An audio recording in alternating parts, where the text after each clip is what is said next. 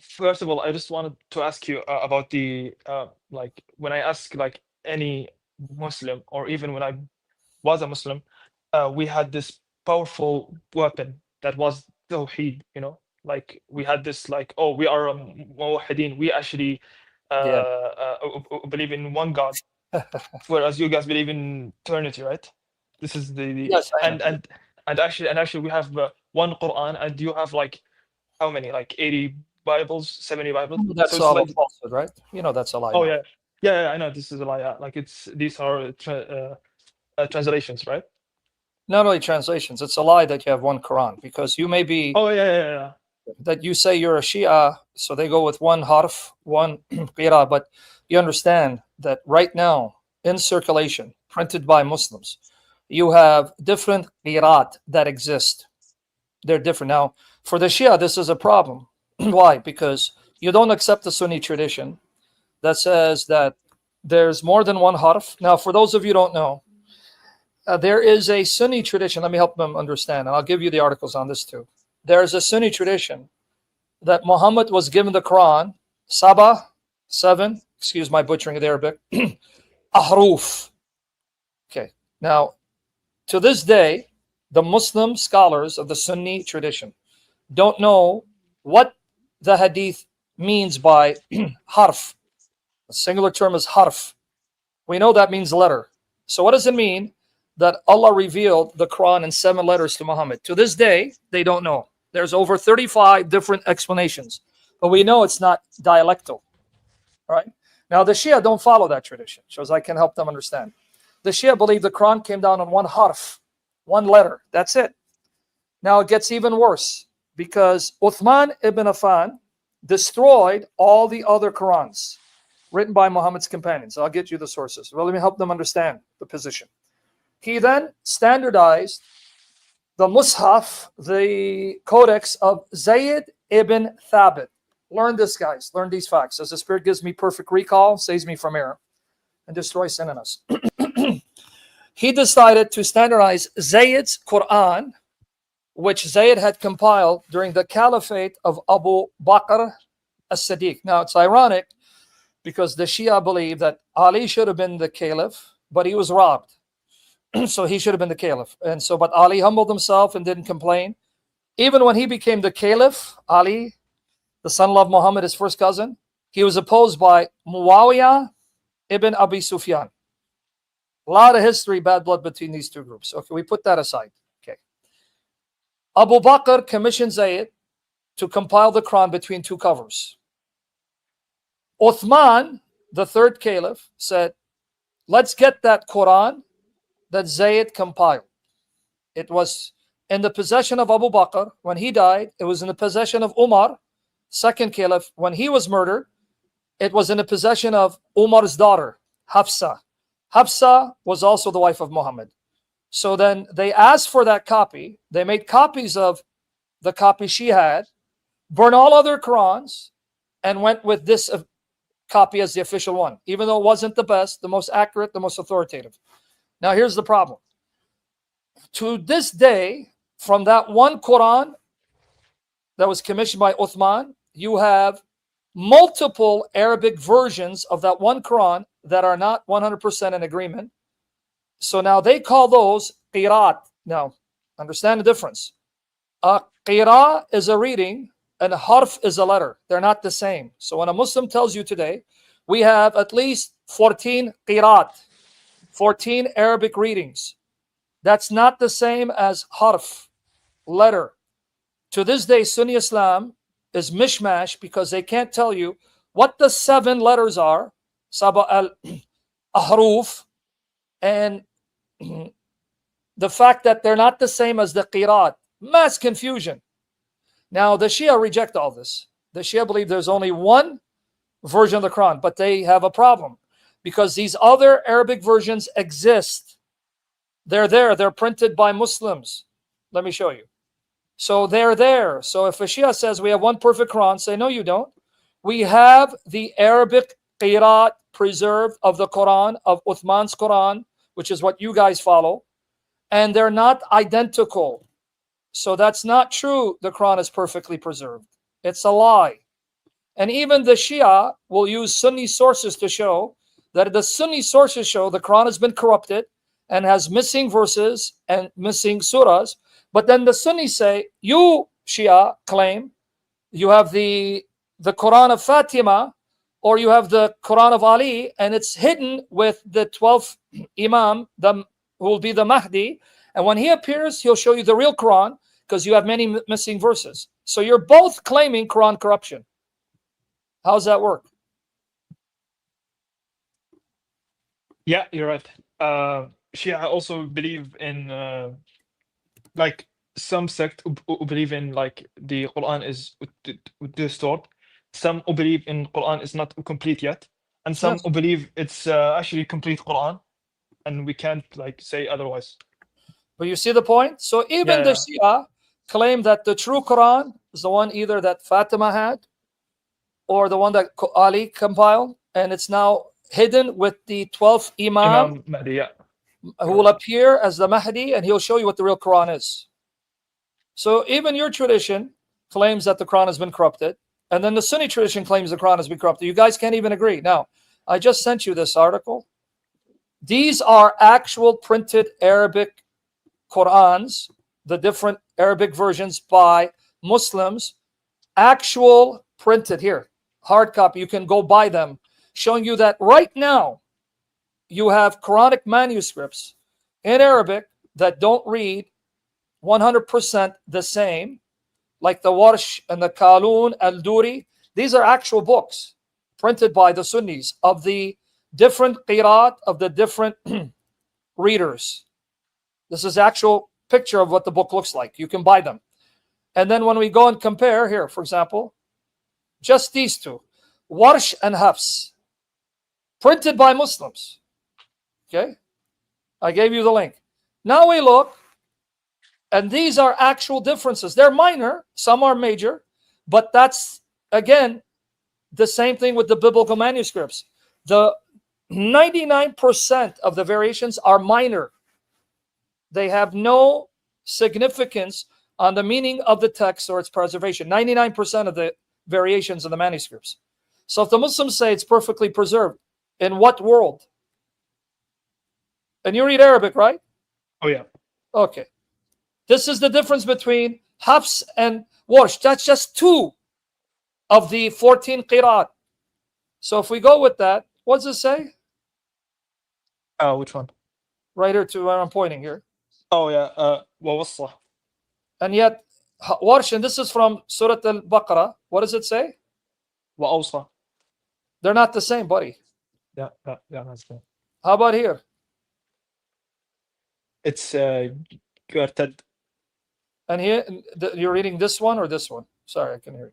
This one here. Yeah, this one is يرتد, And this one? and uh, ير يرتدد. Oh, I think. not the same, is it? Yeah, We not the can same. go on and on. Now, some are minor, but some are different here. This one here in Surah Al-Baqarah, ayah 58, what does it say? نغفر. نغفر. How about here? Yeah, يغفر. I think. They're not the same, buddy. Yeah, it's not the same. Right? How about here?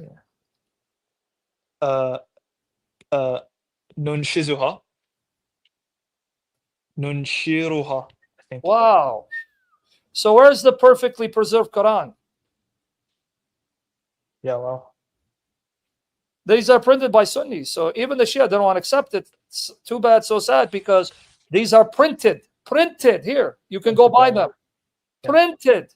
In fact, a young lady named Hatun Tash, she started an uproar in Speaker's Corner because she brought all these different Arabic books of the different readers of the Quran.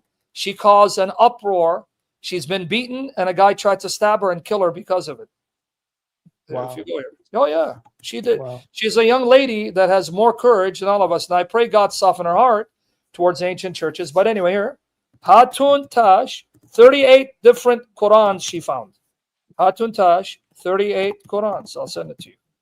She went to Speaker's Corner with the Qurans in her hand. See, there they go, right here, you see? Oh yeah, I know her actually. Yeah. Yeah. Here was 26, but guys, I've been told that the latest is 38. 26 different Quran, but I think they're up to 38, right? Correct me. Last time it was 26, but I think it's now up to 38.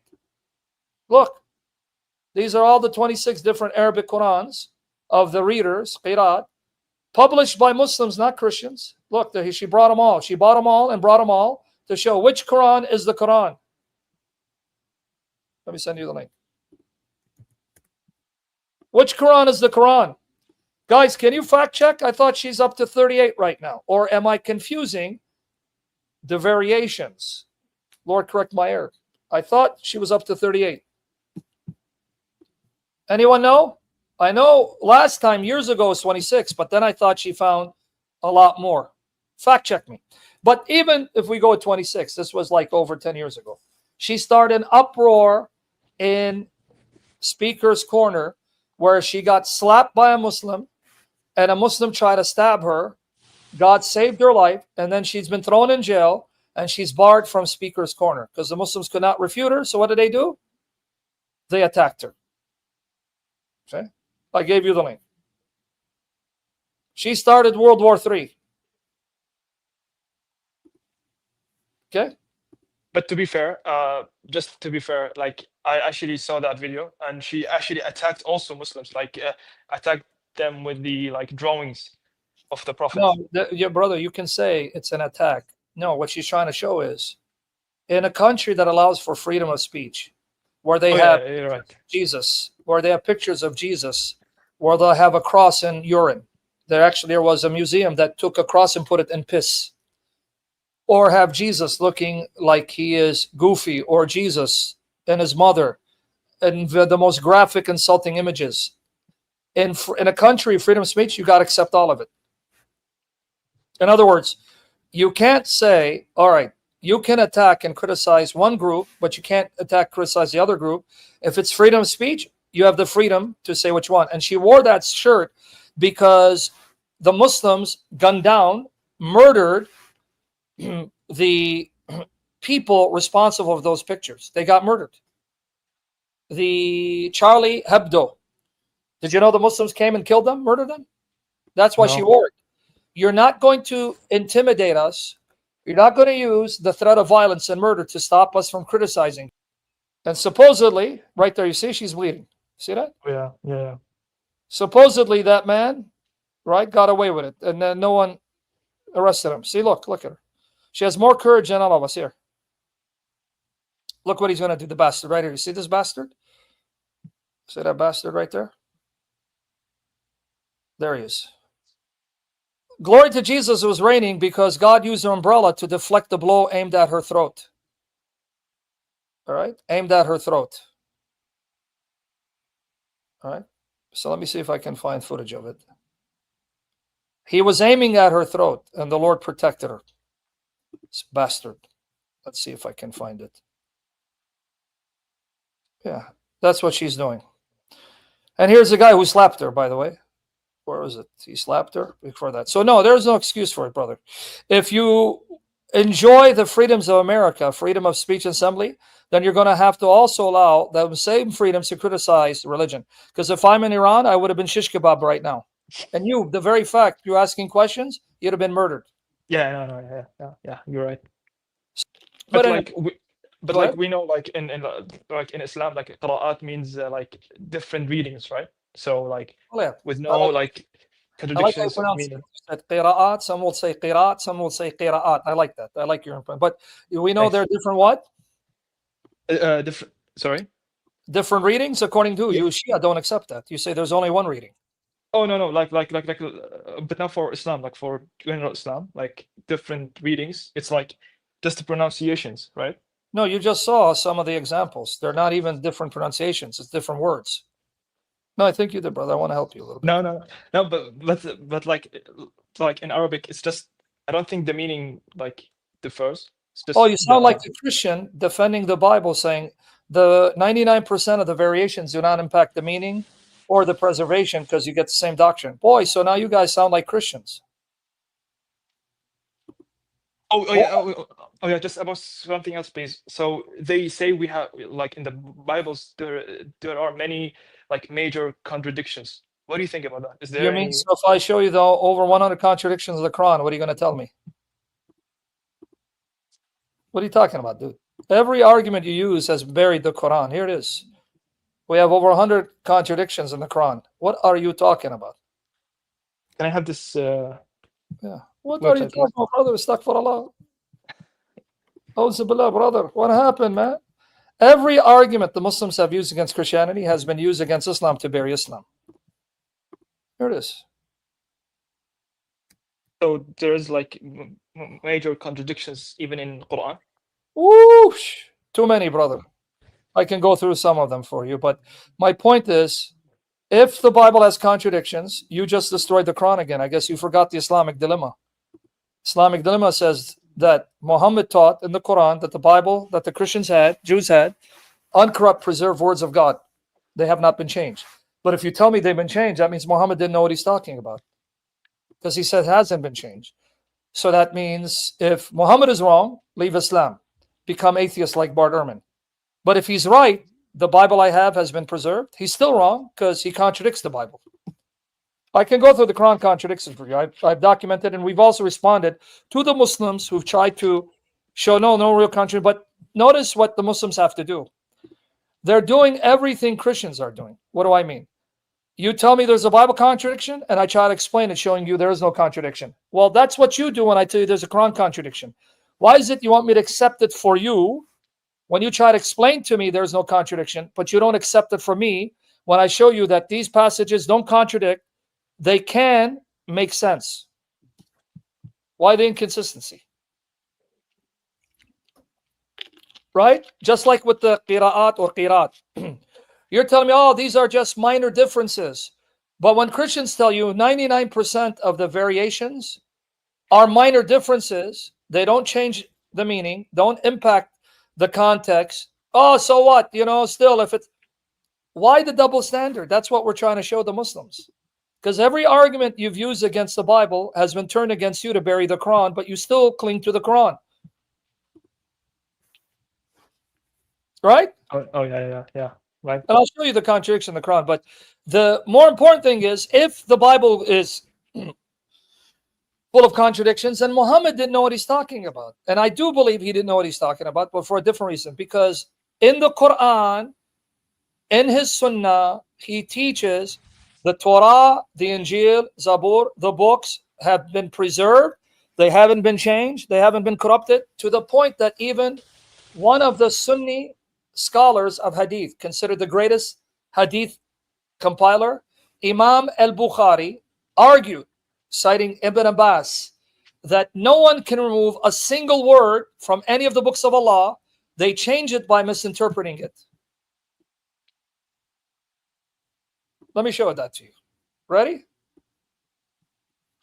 So how come like Muslims say the Bible is distorted or Because muharraf? they know they will be buried. Why? Because if they Wow. agree, okay, think about it. Yeah. If Yeah. they agree that the Bible is uncorrupt, that means Muhammad's a liar. Why? Because Muhammad contradicts the Bible, right? So Yeah. they're stuck. They don't know what to do. Here it is. This comes from Imam al-Bukhari's Kitab al-Tawheed, but I'm going to show it to you right here. Let me see, what section is it? So 1 second, let me do this. I want to give you the link. Aisha Bewley translation. I'll even show you the Arabic. We have the Arabic. Okay. Oh my goodness, I'm so stupid, man. Too many pages, brother. I'm very slow. Okay, right here. This is from Sahih Bukhari. This is his subheading. I'll show you the Arabic in a minute. Translated by Aisha Bewley. Let me get you my article. It's all in this article right here. Let me get it for you. Okay. By the mount and the inscribed book, Qatada said that mastur means written. Yasturin means they inscribe. Kitab, the whole of the Quran and its source. He said, don't expect me to pronounce your Arabic, dude. Ma talfizzu means he does not say anything, but that is written against him. Ibn Abbas, Ali's first cousin, both good and evil recorded, and yuharafunna means they remove. Now watch. No one removes the works of one of the books of Allah, meaning words. No one can. But they twist them interpreting them improperly. Bukhari, on the basis of Imran, says no one can remove any word from the books of Allah. So how do they change, remove? Misinterpreting, changing the meaning by their tongues, not by their pen. And here, let me show you the Arabic of this. Let's go to the Arabic of this, brother. So is this da'if or like is this weak? Brother, astaghfirullah. Imam al-Bukhari Oh, sorry. quoted Ibn Abbas to show that when you speak of tahrif, Ibn Abbas, which Bukhari accepts, it's not changing the text. Tahrif by changing the meaning, by your The meaning, interpretation, tafsir. yeah, yeah, You read Arabic, right? yeah.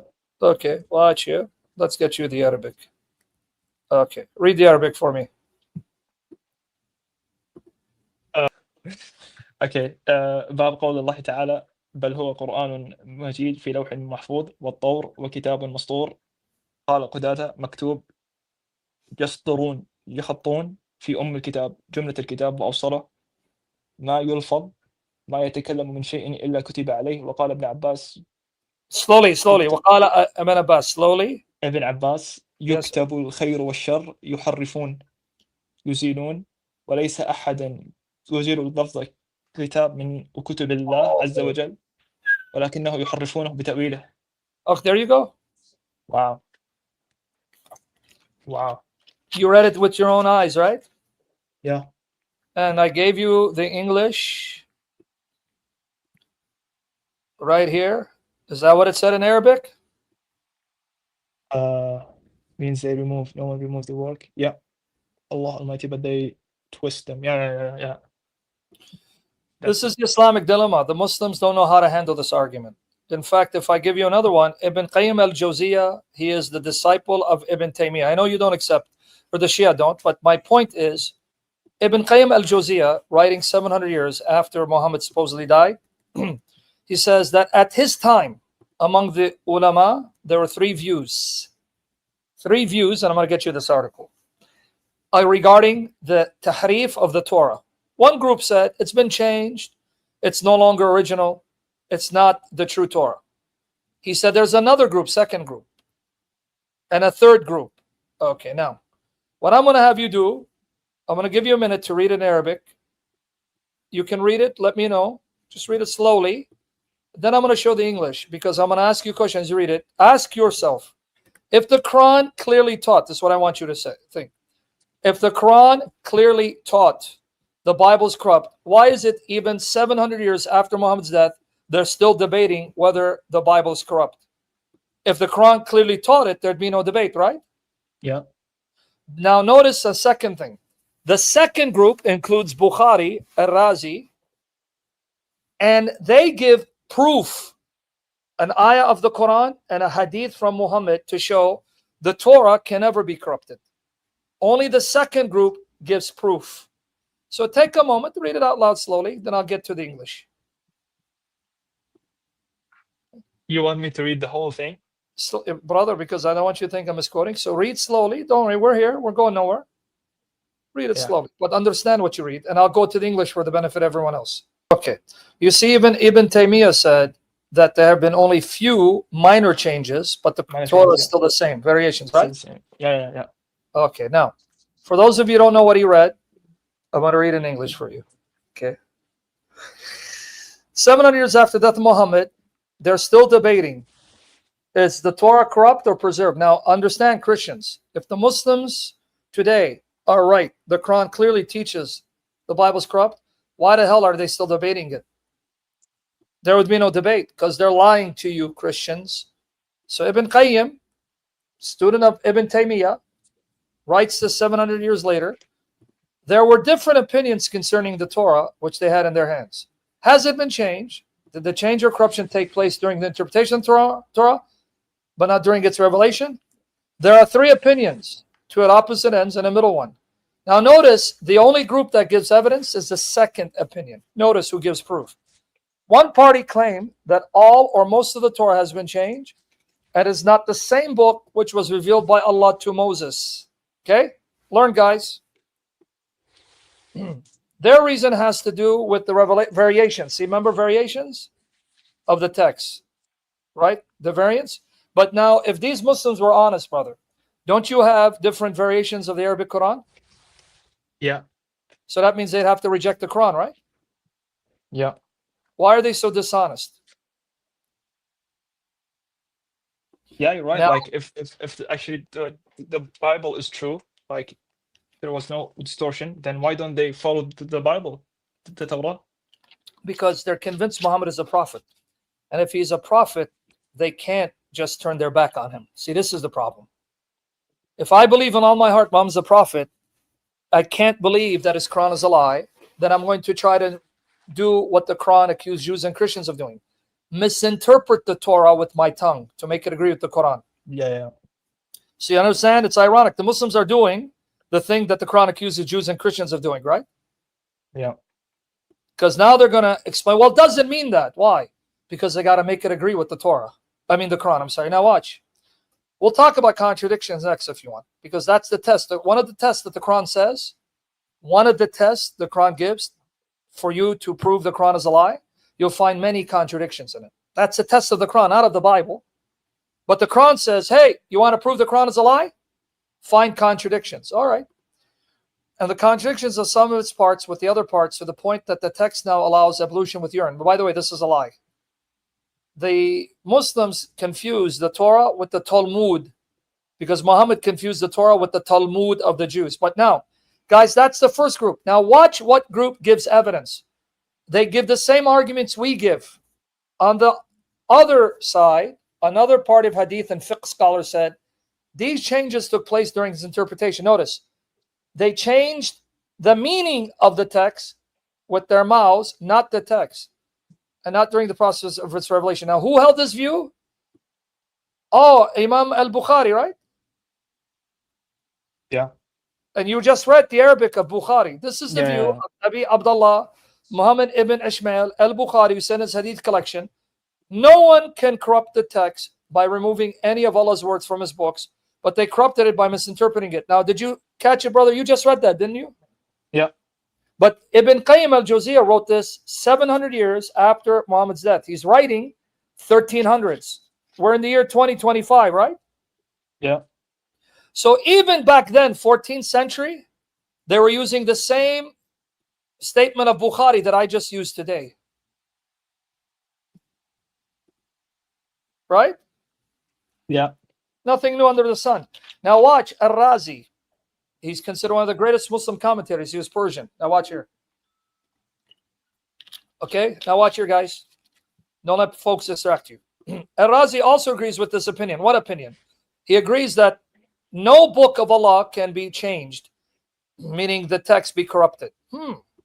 But brother, I thought the Quran clearly teaches the Bible is corrupt. How come these two gentlemen don't see it? yeah. How? Because it's a lie. The Quran does not say the Bible is corrupt. They're lying to you. In his commentary, he said, now look the logic he uses. There's a difference of opinions regarding this matter among some of the respectable scholars. So he's even admitting not all scholars agree. Well, I would say, hold on. I thought the Quran clearly teaches the Bible's corrupt. If it clearly teaches it, there is no disagreement. Why do you disagree? Because it doesn't teach it. Some of these scholars said the manuscript copies of the Torah were distributed everywhere, and no one knows the exact number of those copies except Allah. Now watch the logic, brilliant logic. It is impossible to have a conspiracy to change or alter the word of God in all of these copies without missing any copy. Such a conspiracy will not be logical or possible. Now, guys, let me explain what he's saying. He's saying the copies of the Bible have already spread all over the world. There is no way a person can get all those copies and then burn them and then make one standard copy. Or there has been never a time where someone had control of the copies, so he changed them the way he liked, and then everyone else copied his corrupt copies. That's never been the case. Immediately when the books were written, they started mass copying it, and it spread. So how the hell are you going to corrupt the word of God if there are thousands of copies all over the world written by different people at different times, making it impossible for one man or a group to change all these copies? You see the logic? Yeah. But guess who did that though?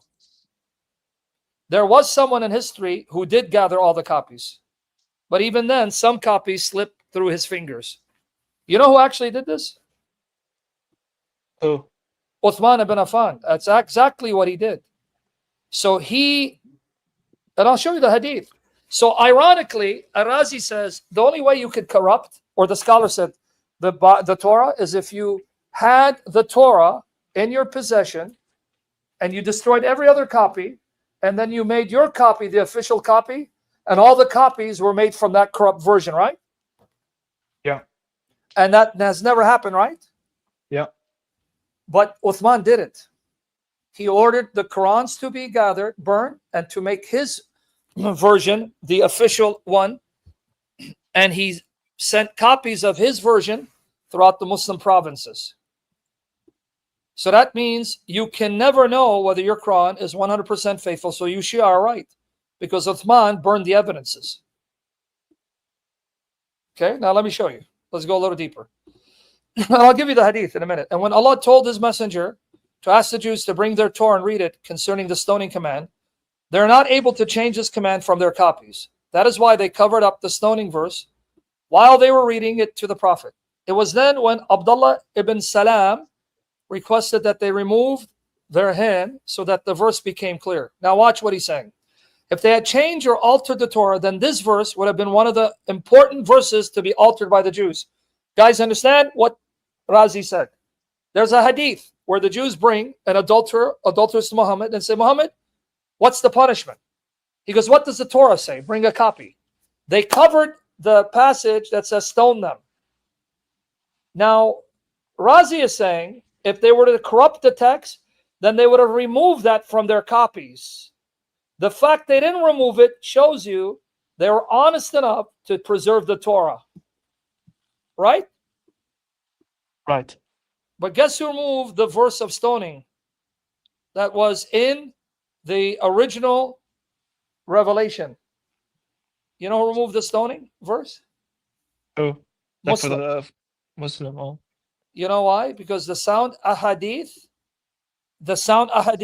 Umar ibn al-Khattab said that, Wallahi, I swear by Allah, Allah sent down in the book the verse of stoning, Ayat al-Rajam, and we used to stone the adulteresses, but it's not in the copies today.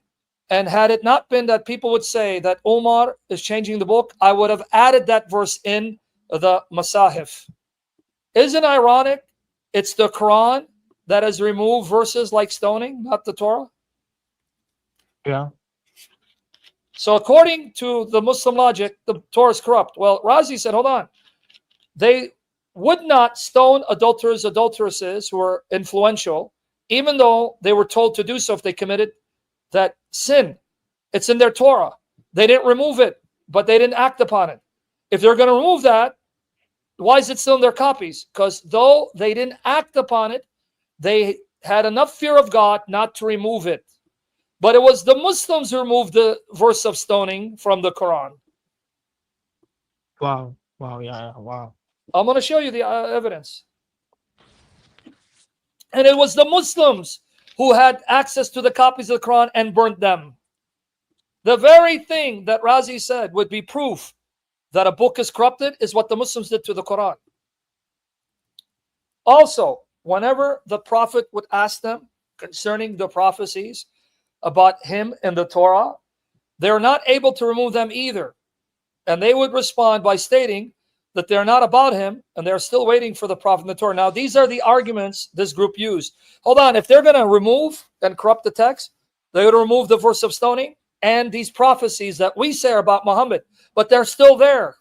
Damn. Now watch this hadith that we use, and I'm going to show it to you online. All of this I'm going to show you. Abu Dawood narrated in his collection that Ibn Umar said, go back, watch our sessions 15 years ago. God is our witness. We use this hadith. It's from Sunan Abu Dawood. Even before I found this from Ibn Qayyim al-Jawziyah, and it's online. It's number 4434 in the English translation of Sunan Abu Dawood, and I'm going to show it to you. A group of Jewish people invited the Messenger of Allah to a house. When he came, They asked him, "O Abu Qasim, one of our men committed adultery with a woman. What is your judgment against him?" So they placed the pillow and asked the Messenger of Allah to sit on it. It's supposed to be sit on it. Okay, now understand what this means. The pillow is the judge's seat, right? Because they're Yeah. asking Muhammad to judge, right? Yeah. So when he sits on the pillow, that means he's the judge, correct? Yeah. Well, look what Muhammad did. Then the Messenger of Allah proceeded to say, "Bring me the Torah." Notice he's saying, "Get me your copy." When they brought it, he removed the pillow from underneath him and placed the Torah on it. Why? Why did he put the Torah on the pillow? So the Torah can judge. And look what he says. "I believe in you and in the one who revealed you." Now, can I ask you a question? You ready for the question? Yeah, go ahead. This is not the original Torah, it's a copy, right? Yeah. Why is he speaking to him saying, "I believe in you"? Why? You tell me, why is he speaking to "I believe in you"? What does that mean? So he's showing that the Torah wasn't like distorted. You better believe it. Why would he say in a corrupt copy, "I believe in you and the one who revealed you"? Because the one in heaven did not reveal this corrupt Torah, right? Yeah. But he says, "I believe in you and the one who revealed you." Yeah. And you read it. What did the scholar say? The scholar said, if the Torah was corrupted, he would not have placed it on the pillow and he would not have said, "I believe in you and the one who revealed you." Ain't that true? See how smart they are? Yeah. Who's giving evidence that The Jew. who's giving evidence of the three groups? The Muslims Oh, say the Torah is the corrupt. second. And the rest don't give no evidence, right? Yeah. Now here the Quran settles it. And brother, God is our witness. We've been using chapter 6, 115 of the Quran for over 15 years. And notice, in the 14th century, 1300s AD, Muslims were using the same ayah and hadith we've been using. Because look what they say. This group of scholars also said, Allah said, "And the word of your Lord has been accomplished truly and justly. There is none who can change his words." And he is the hearing and the knowing. And the Torah is Allah's word. Now look what ayah they quoted. To show, see, it cannot be corrupt, brother. That's what they're telling you. Okay. I'm going to enlarge it. Here's the ayah they're quoting. All right. Let me enlarge it. We got a 6:115, but why is not opening? I don't know. Okay, there it goes. Okay, now watch here. Look what they quoted. This is the same ayah we quote. "The word of thy Lord doth find its fulfillment, truth, and justice. None can change his words. There is not that can change his words." All right. So what did they say? All right. If no one can change the words of Allah, and the Torah is the word of Allah, then the Torah cannot be changed, right? Yeah. But is the Injil the word of Allah? Yeah. Then it cannot be changed. Is the Zabur, the Psalms, the word of Allah? Yeah. Then it cannot be changed according to this logic. And who used this ayah? Christian Jews or Muslims? Muslims. Okay. This group of scholars also said there are famous traditions also which indicate that the Jews covered up the prophecies in the Torah concerning the prophet. Now watch. They did not allow their children and the common people to look up these prophecies. And if anyone looked up these prophecies, the Jews will tell him that they are not concerning Muhammad. These are the arguments which this group of scholars use. So notice, if the Jews corrupted the Torah, then they would remove prophecies of Muhammad, but they didn't. They would have removed the verse of stoning, but they didn't. So here's the proof: the Torah has not been corrupted. In fact, none of the books could be corrupted because they use this ayah to show the Torah is Allah's words and no one can change any of Allah's words. Well, the gospel is the word of Allah. It cannot be changed. The Psalms are the words of Allah. That cannot be changed. And who's using this? Not Jews, not Christians, Muslims. And then Ibn Taymiyyah has a view closer to this view. A third group said the Torah was altered slightly, like you have qira'at, variations, but it still doesn't mean the Quran is not preserved. So there are variations in the Torah manuscripts. However, the majority of it is still intact, but the changes were minor. And who held this view? And among those who have chosen this view is our scholar Ibn Taymiyyah in his book Al Jawab. Okay, so now, remember what was the proof that a book would be corrupted? They'd remove verses, right? Yeah. Like stoning, right? Yeah. Okay, and they would gather the copies and change them, right? Yeah. Okay, now watch what they did to the Quran. First of all, that hadith where it says, bring me the Torah. Let me show you that hadith where it says, bring me the Torah right here. And I believe in it. Let me show it to you. Sunnah.com. Let's go through this slowly so you can see. Every argument they use against the Bible can be used against the Quran. Here it is. Here's the hadith, black and white. Did you need some? You hungry? I can order food. Here it is. Sunan Abu Dawud. Here it is, brother. Let me get you the link. There it is. Boom. Bam. Now let's see the grading of it. Sunnah.com is a Sunni website. It's not Christian. It's not by Yahudi. The Yahudis didn't pay for this. Okay. All right, let's go here. Yeah, it's Hassan. Okay, good. yeah. Hassan al-Albani. What does it say here? Hassan. Okay, so good, right? Yeah, good. Yeah. Oh my goodness, it's so good. Narrated Abdullah ibn Umar. Remember what Ibn Qayyim said? It was the hadith from Ibn Umar, right? Yeah. A group of Jews came and invited the Messenger of Allah to Kuf. So he visited them in their school. They said, Abu Qasim, one of our men has committed fornication with a woman. So pronounce judgment upon them. They placed the cushion for the Messenger of Allah, who sat on it and said, bring the Torah. It was then brought. He then withdrew the cushion from beneath him and placed the Torah on it, saying, I believed in thee and him who revealed thee. And what's the English number? 4434. What about stoning? Was it in? Well, before I do that, what about Uthman burning Qur'ans? Okay, let's find it. So this happened to your history. That's why your Shia say, oh yeah, the real Quran is no longer present. It's hidden with the 12th Imam. The real Quran, right here. 510, right? This is Sahih Bukhari. Who gathered the Qurans and burned them to make one official Quran? Uthman.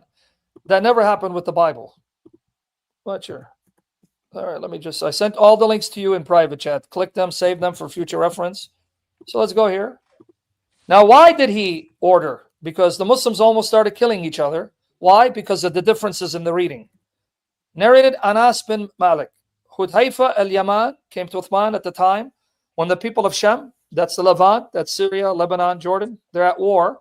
And the people of Iraq were waging war to conquer Armenia and Azerbaijan.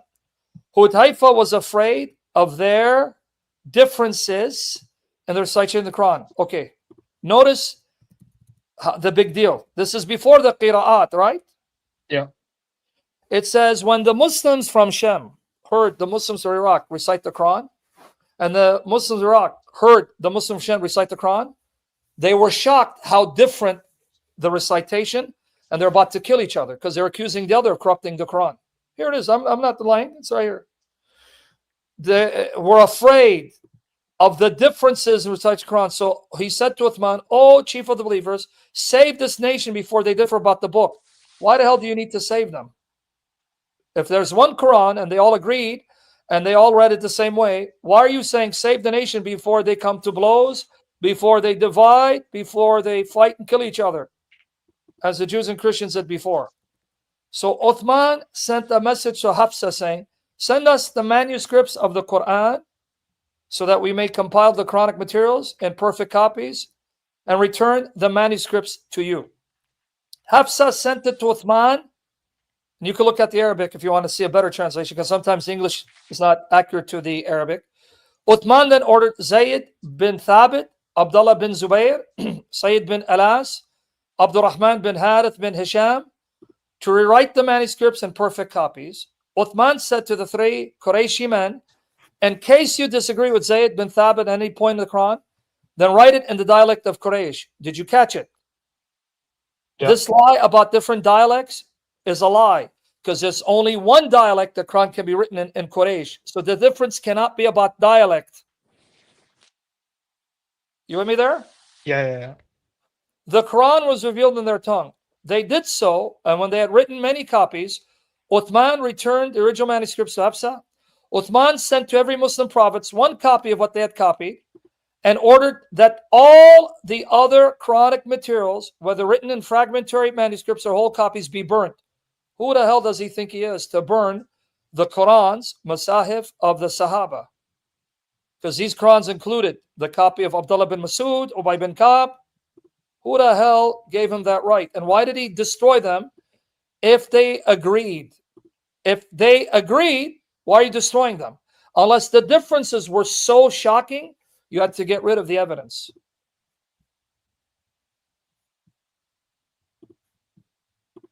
You see in the Arabic? Yeah, yeah. I read Brother, it. Yeah. you don't take copies of the Quran and burn them if they are perfect copies that perfectly agree. Why would you burn them? Yeah, you're right. And it was from the Sahabas who saw the Prophet. Yes. Yeah. And why is it the Sahaba of Muhammad, when they write down the Quran, they're contradicting each other? Did Muhammad fail to teach them the same recitation? You're right. It's not their fault. They're saying, hey, look, I heard it from the messenger. I'm not going to stop it. This is what he taught me. But wait, the messenger taught me something else. In fact, there's a hadith that Umar almost beat someone to death. His name was Hisham. They were in prayer, and then he was reciting Surah Al-Furqan. When Uthman heard it, he got so livid. It says, after prayer, he grabbed him violently by his robe, dragged him.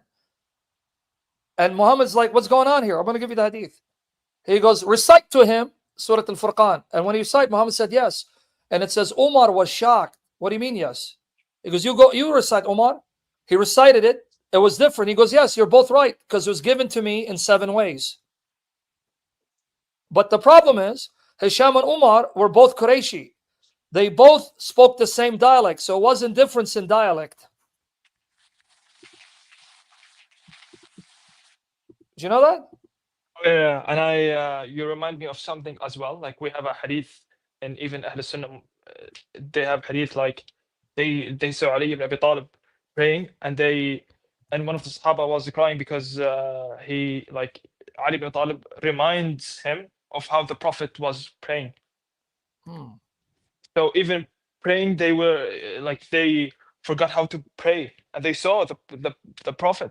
Like it's Yep. Now watch. Here's the hadith. Let me get you this article. Imperfect version Quran, but I want you to see the hadith. Now remember, Omar and Hisham spoke the same dialect. The difference wasn't in the dialect. So what was the difference? To this day, nobody has an idea. And how is Muhammad confusing everybody? Or Omar almost beat him because he thought he was corrupting the Quran.